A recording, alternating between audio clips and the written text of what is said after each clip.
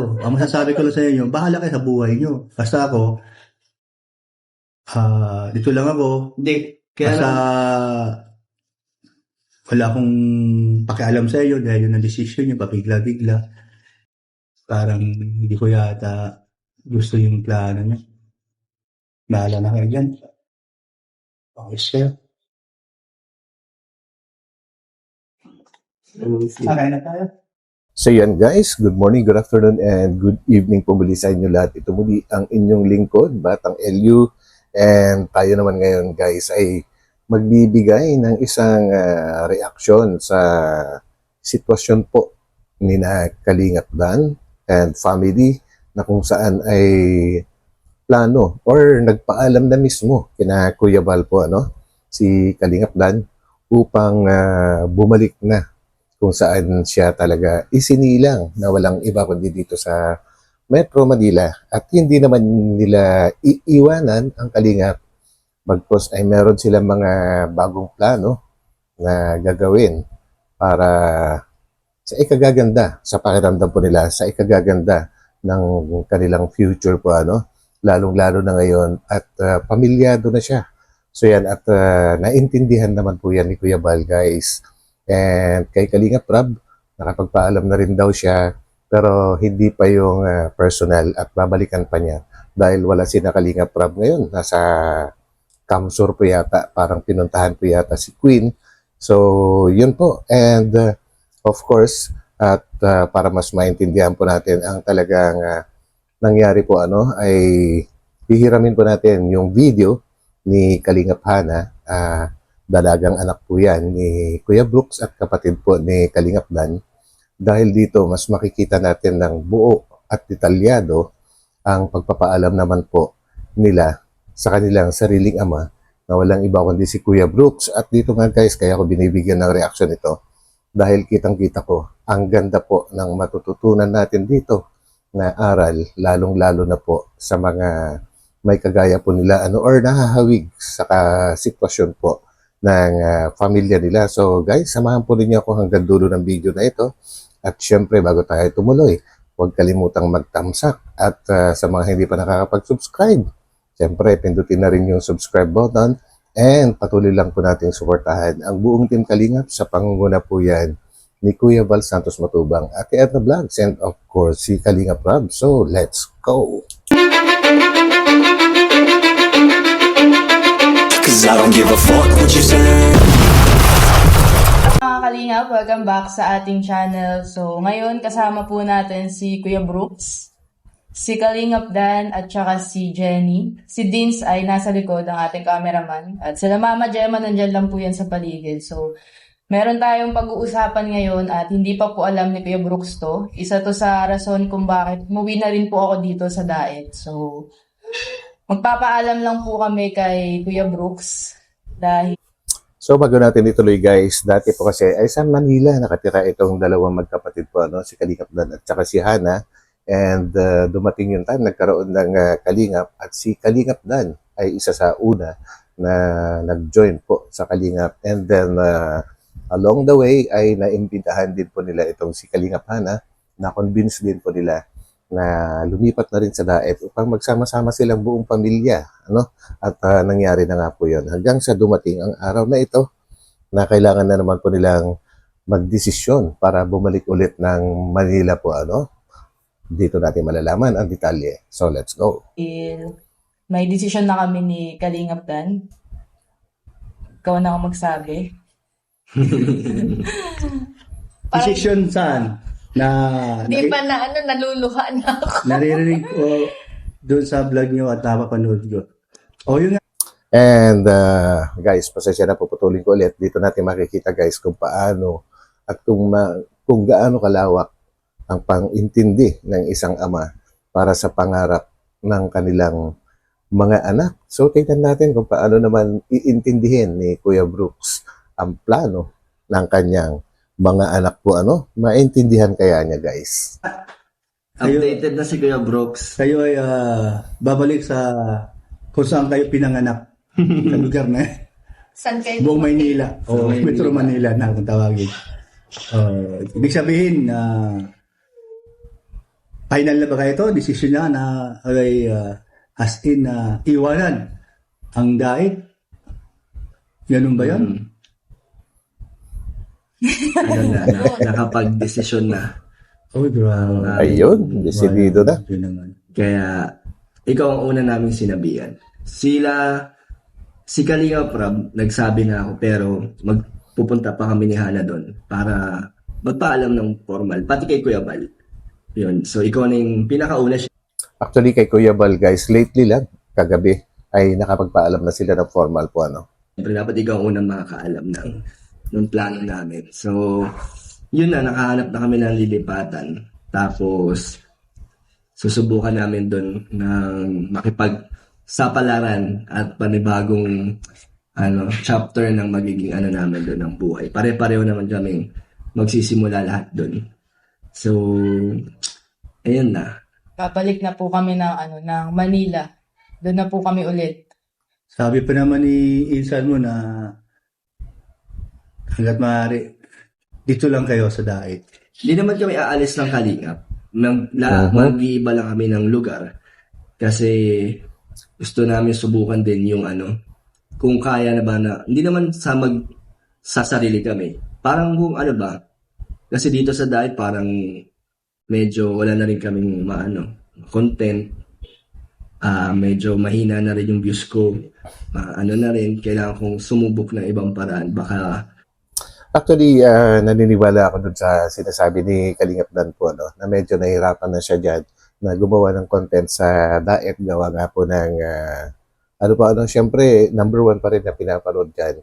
Walang iba kundi si Kalingap Prab at si Kuya Bal po, ano. And syempre, bilang may mas maliit na channel, kumbaga at meron na siyang sariling pamilya sa ngayon. So, ito ang kanyang napagdesisyonan kasi mas kailangan na nila ngayon ng budget na mas malaki siguro para sa kanilang future na sa paglaki ng kaniyang mga anak po So, hindi po masamang mangarap, guys. Kapag nararamdaman mo na medyo stagnant ka na sa isang lugar, ay huwag mo nang ipilit. Kumbaga, kailangan mong mag-explore. Huwag mong ipilit, guys. At naintindihan ko siya bilang ako, dati rin akong explorer, guys. mag-grow pa kami. So, wala namang nawawala din sa pagsubok namin. Ganon. Mhm. Pwede namang dito tumira, maging residente kayo ng diet, pero pwede namang dumayo para mag-charity. Yung ginagawa ni Tito Balmo. So, yun. Kaso, ang problema kasi, 2 renta kasi ang binabayaran namin. Yung isa sa mga dahilan kung bakit nag-isip kami sa Manila kasi bibitawan na namin yung isa dito sa mga nirerentahan namin. Naisip ko na, And I think medyo mahirap para kay Kalingap Dan po yung sinasuggest ni Kuya Brooks na gayahin yung ginagawa ni Kuya Val na mag-stay lang sila dyan sa diet and then mag-explore sa mga iba-ibang lugar. Kagaya nga po ng malalayong lugar po ng Kabikulan, kagaya ng ginagawa ni Kuya Val. Medyo sa tingin ko mahirap para kay Kalingap Dan yun. Sa ngayon, hindi kagaya din ng Kuya Val na talagang stable na yan. Kumbaga, isa na silang institusyon. Kahit saan sila pumunta ay may pangalan na talaga po sila. Malaki na yung kanilang naipundar na pangalan. Kilalang kilala na kumbaga. Hindi kagaya ni Kalingap Dan. And one more thing is kailangan ng malaking budget. Malaking budget kailangan. And as of now, alam ko, medyo bumababa po yung mga views ni Kalingap Dan. Kaya ito nga, at nag-decide na siya ulit ng panibagong plano. yun. And yun nga, sila Manit, di ba yung uwi-uwi. So, kailangan nila ng tutuloy pag pumunta sila ng Pilipinas. So, kaya naisip namin, sa Manila muna kami magstay. Tapos, bitawan na to. Meron pa naman sana akong sasabihin sa'yo dahil kumbaga nandyan na rin yung isang naiwan mo na lote at pabahayan mo. Nandiyan lang naman. Up and down baga. Tapos 3 kwarto sa taas, 1 kwarto sa baba. Sama-sama pa rin kayong lahat. Oo, hindi naman natin masabi. Di ba? Yun sana ang maging ko doon, plano. Kung papayag ka doon sa... Hindi, kung kaya ko naman din paggawa ng bahay, matagal ko na sinimulan. Kaso, alanganin nga kami sa ako. Alam ko hindi ko naman kayang tapusin pag sinimulan ko. Unti-unti Pero lang. malay mo, pag sinubukan namin sa Manila, di ba, gumanda yung takbo ng YouTube namin lahat. Tapos may gagawin kaming isang channel na sa aming pampamilya na magkakaroon ng mga, ayun, abangan nila kung ano magiging content ng channel na gagawin namin. So, sabihin na natin na yung Boss D Fam. Yes. Yung ginawang page namin nila Jenny is, yun yung magiging Facebook page namin. Tapos meron kaming YouTube channel din na Boss D Fam. So, yun, magiging parang family vlogs namin. Andun lahat yung nakaseparate. Basta, abangan na lang nila kung ano mga Ano ba yun? upload namin doon. Upahan lang ninyo o Upad lang.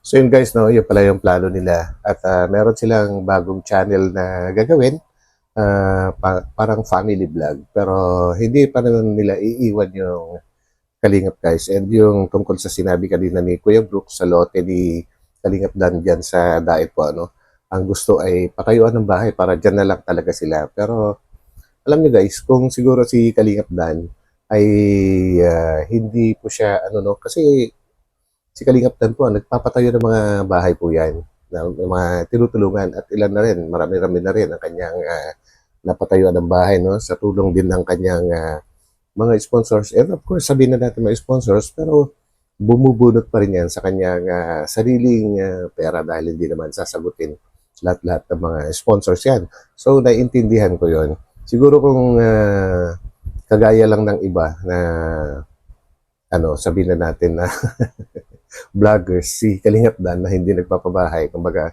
pansarili lang ang kanyang iintindihin, ay matagal na nakapagpatayo ng sariling bahay yan, lalong-lalo na nung bago-bago pa siya at talagang kasagsagan ng kanyang channel, lalo na nung may love team pa siya, talagang nag-boom yung kanyang channel at that time.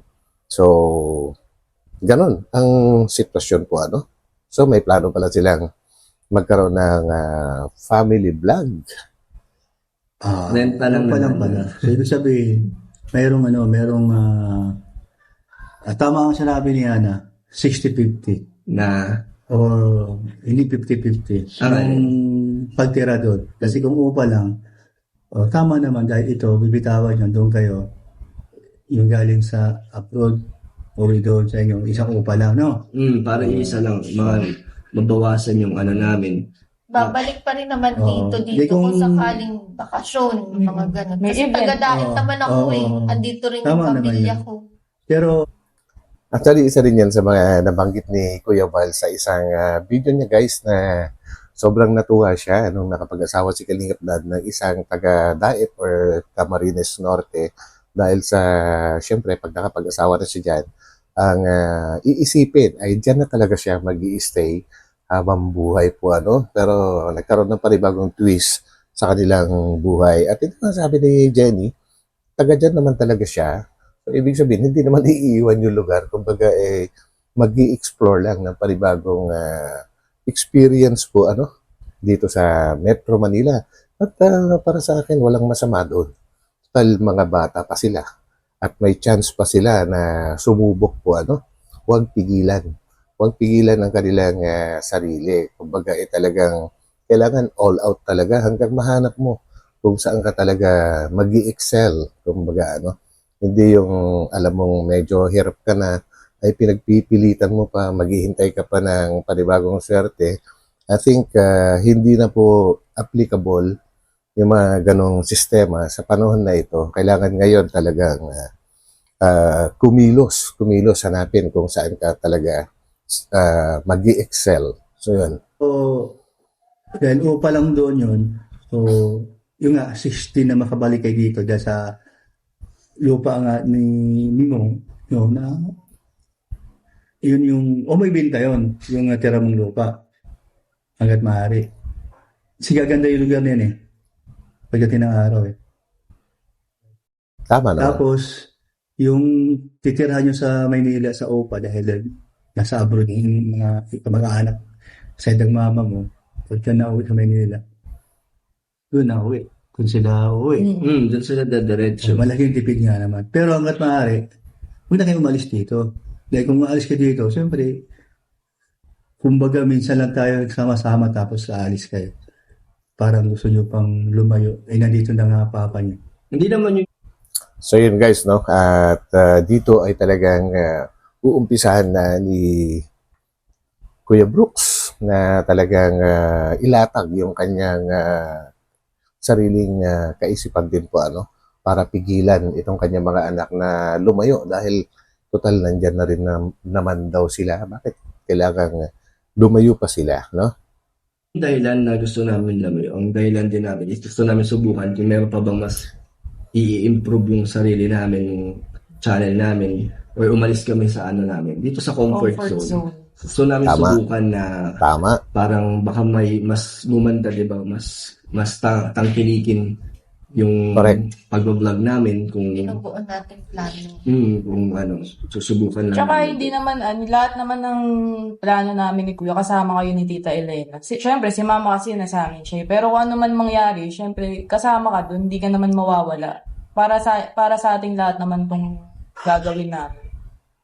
Grabe guys, no? Napakaswerte ni Kuya Brooks talaga guys sa kanyang mga anak kasi kahit sabihin natin na may iba na siyang asawa ulit, no? Pero kinukonsider ng kanyang mga anak, no?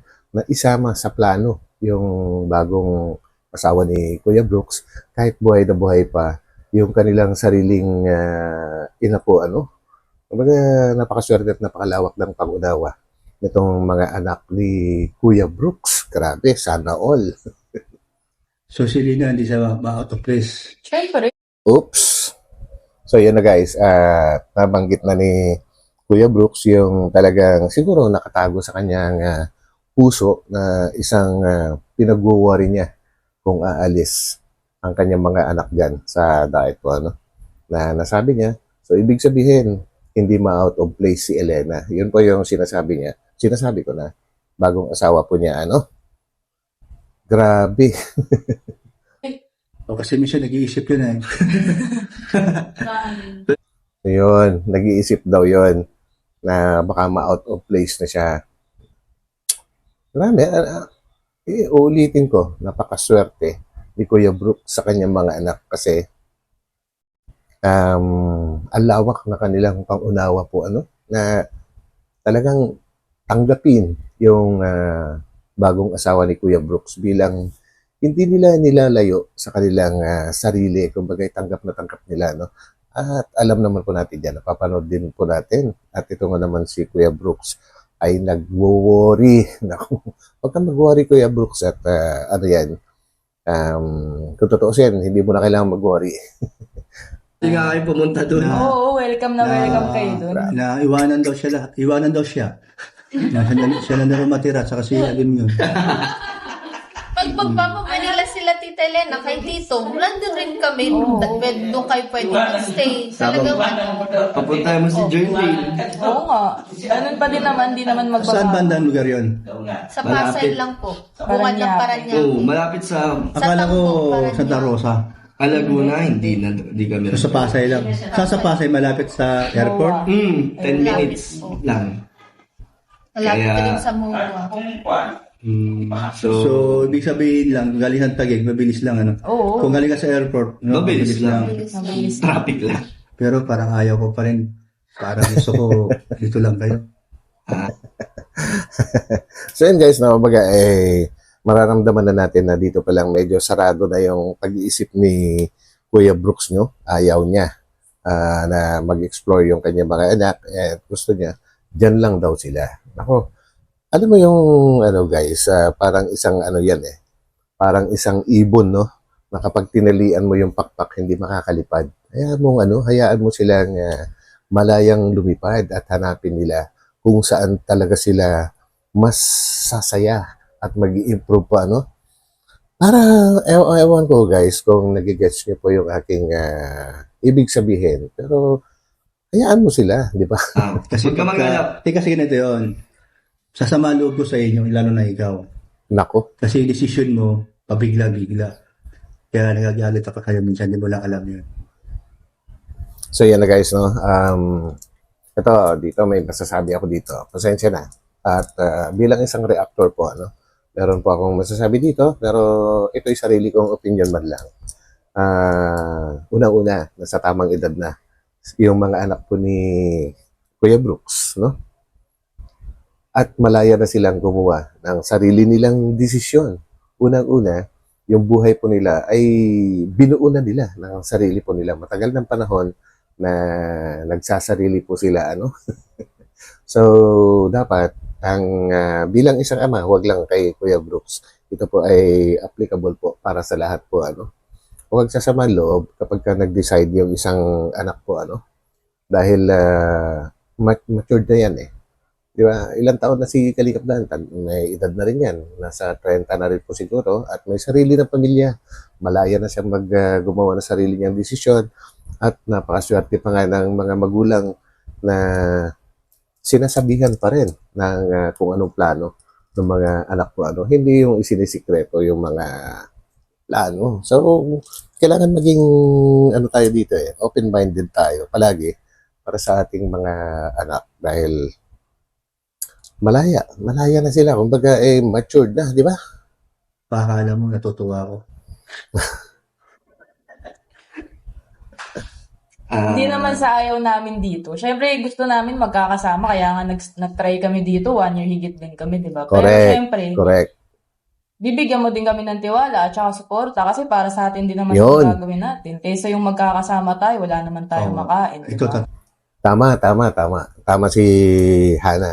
Instead na kumontra, kailangan na bless. Ibigay mo yung blessing mo sa plano ng mga anak mo. Una-una, ano na yan eh? Mga matured na nga, di ba? At alam ko, at alam din ni Kuya Brooks, na may kakayahan sila para isagawa yung kanilang gustong gawin. Hindi sila nangangapa sa dilim. Kumbaga, may mga plano na yan. Kumbaga, nabuhay na nga sila ng sarili-sarili nila bago pa sila lumipat dyan sa sa daet. Hindi po ba? Nung kita, andun na kayo sa Maynila. Siyempre, kung humina pa yung views mo sa vlog mo, babalik ka doon sa dati yung trabaho. Mag-asawa kayong dalawang, girls. Yun ang lumalabas, di ba? So, kung dito kayo, magtiyaga lang, sabi nga ni Insan Morab, susuportahan ka nga eh. Lalo na sa, mag-reactor ka. Kaya mo naman daw, meron ka naman na potential dyan. O ba't ayaw mong gawin, hindi mo mga pinapagawa? O hindi Gagawin mo ko. pa ginagawa? Pwede pa rin naman ako mag-reactor kahit nasa ang lugar ako kasi yung reactors nga sa atin, saan din naman sila naka-base, di ba? Correct. Ako nga, nandito sa Metro Manila So, pag lumipat si Hana rito, baka magkita-kita pa tayo. And karamihan pa nga, nasa abroad. So, ang pagre-reaction naman po, hindi naman po kailangan yung presensya mo na nandyan ka sa daet kasi ang platform naman po natin is YouTube. Hindi naman po ito personal. Pero, So, parang madami kasi kaming opportunities pa sa sa Manila. Hindi kami nakastock lang dito na ito lang dapat namin gawin, ito lang yung pwede naming i-vlog. Sa Manila kasi pa, madami kaming pwedeng magawa oo, na hindi totoo nagagawa yun. dito. Maraming trabaho. Hindi lang trabaho, hindi maraming options kung paano ka didiskarte dito. Sige, hindi ko minamaliit ang probinsya, guys, kasi masaya sa probinsya kapag talagang may pinagkakakitaan ka at kung talagang may pera ka na po, pero dito, kung ikukumpara mo talaga, maraming options kung paano ka kumita dito sa Metro Manila. Mas maraming options, mas maraming pagpipilian, mas maraming diskarte. Kumbaga, mas mabilis kasi yung takbo ng buhay dito, guys. Yung life is fast-facing talaga rito. Unlike sa mga probinsya, hindi ko binamalit nga po yung probinsya, pero parang mabagal yung, hindi naman po para sa lahat po, hindi kagaya din na Kalingap Rob, kasi na yan kumbaga, angat na yan. No? Pero para sa mga nagsisimula, mahirap talaga. Doon, alam natin yun. Pero, kumbaga sa panahon, sayang baga na sa environment na lang, pollution doon. Ikumpara mo dito sa light. Alam mo naman yan. O, Diba? tito, Bakit pumunta ka doon sa... Ayan guys, at talagang naintindihan ko rin naman si Kuya Brooks, guys, at gusto niya talaga buo sila, no? Wala naman sigurong ama o kaya ina na gugustuhin na magkakalayo sila, pero may mga dahilan po kasi, magandang dahilan kaya gustong lumayo itong kanyang mga anak, kaya pati ngayon ay naghahanap talaga si Kuya Brooks na maidadahilan niya para makumbinsi niya na huwag na silang lumayo, at pati pollution. ay nababanggit na niya. Siyempre, hindi naman titira sa lansangan yung mga anak niya. Kumbaga, may kakayahan yung mga yan para tumira sa maayos na lugar po, ano.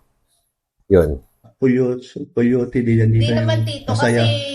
Nandito yung pamilya kumbaga mo. iniisip ko kasi yung the next parang in the soon, kung hanggang dito na lang kami, wala rin, dito lang rin yung nangyayari, umiikot lang, hindi nag-grow, hindi rin umaangat talaga. So talagang para mas mag-grow kami, kailangan naming sumubok ng mga ibang Habang- Bago. O sige. Habang kaya pa. Dahil Tama, ilan kayo tama. ba mag-isa? Tulong-tulong na to. Pero syempre So, tito, wala akong panalo. Ang masasabi ko lang sa inyo, bahala kayo sa buhay nyo. Basta Aray. ako, dito lang ako. Hindi. Kaya Basta, wala akong pakialam sa iyo dahil yun ang desisyon nyo, Aray papigla-bigla. ko. Nakauwi lang kayo ng Maynila, ilang linggo, isang buwan. So, pagdating ito, iba na ang desisyon nyo, iba na ang mga plano nyo. So, kumbaga, anong klase itong mga bata na ito? So yun guys, no?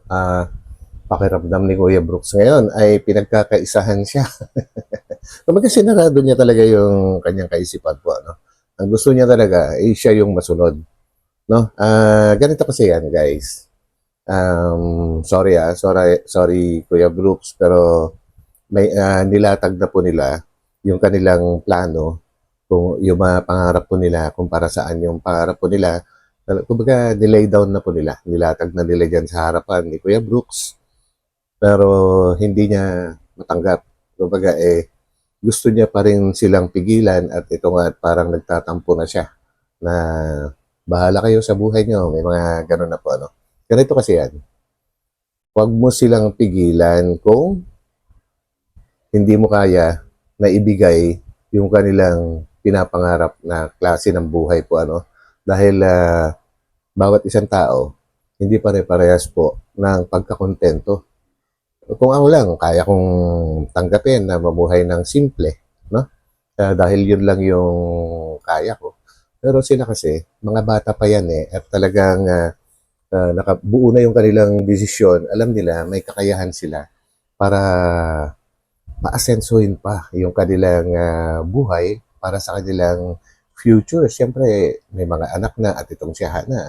Sooner or later, magkakaanak na rin yan. So, kailangan nilang humanap kung saan sila mas magiging, mas komportable na klase ng pamumuhay. So, ang isang aral na nakikita ko dito, guys, is yung huwag mong pigilan na mangarap yung anak mo kung hindi mo kayang ibigay yung kanyang pangarap, no? Yan ang isang nakikita kong aral po dito. So ituloy natin, guys. Direksyon. O sige, sabihin nyo sa akin, may direksyon ba kayo? Hindi, Wala. kaya rin namin Aray ko. naisip na lumipat na ng mabilis kasi yung renta sa Santa Mesa. Yan pa yung isa doon na parang sinasabi ni Kuya Brooks dito na walang direksyon yung buhay ng kanyang mga anak po, ano, dahil nga po sa plano nila.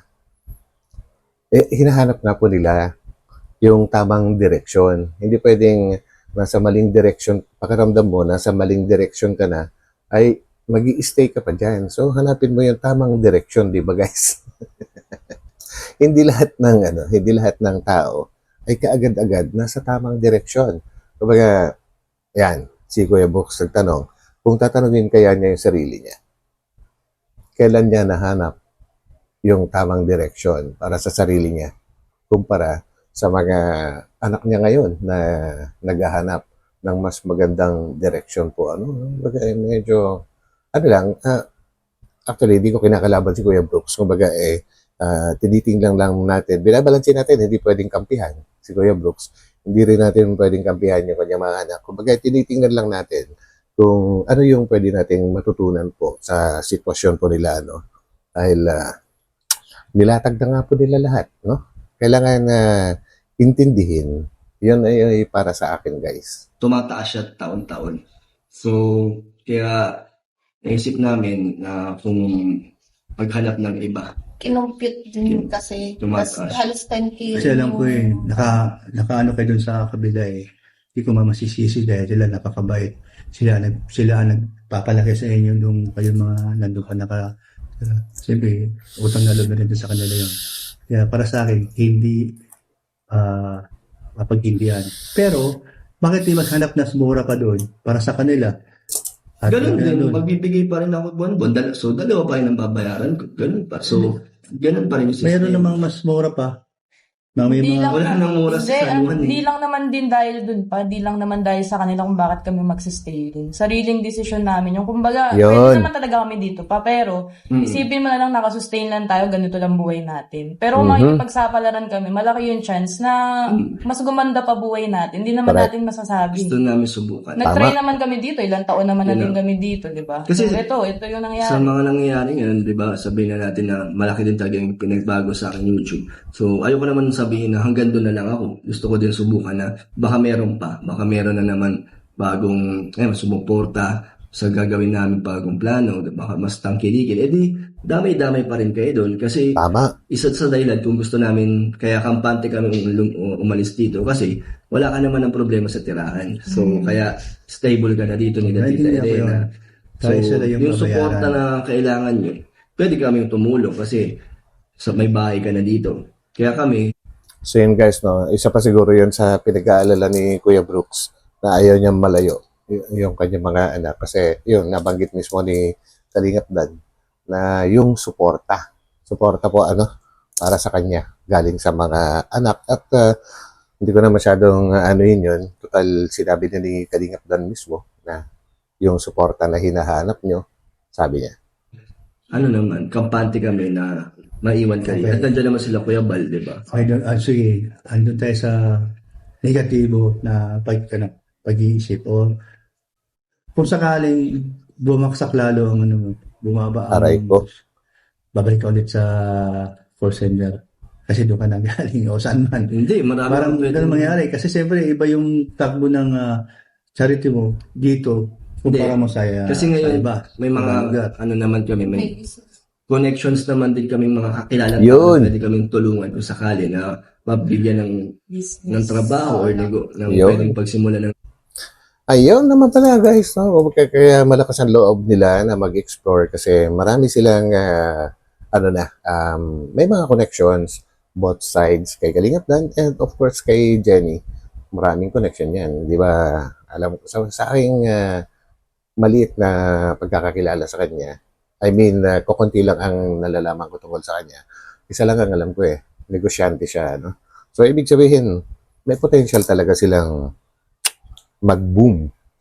Basta ang kasi diyan, hangga't hindi mo sinusubukan ang isang bagay, ay hindi mo malalaman kung ano ang magiging resulta. Kung pangungunahan mo na kaagad na walang mangyayari, napaka-negative na nun. Wala talagang mangyayari. Di ba? negosyo.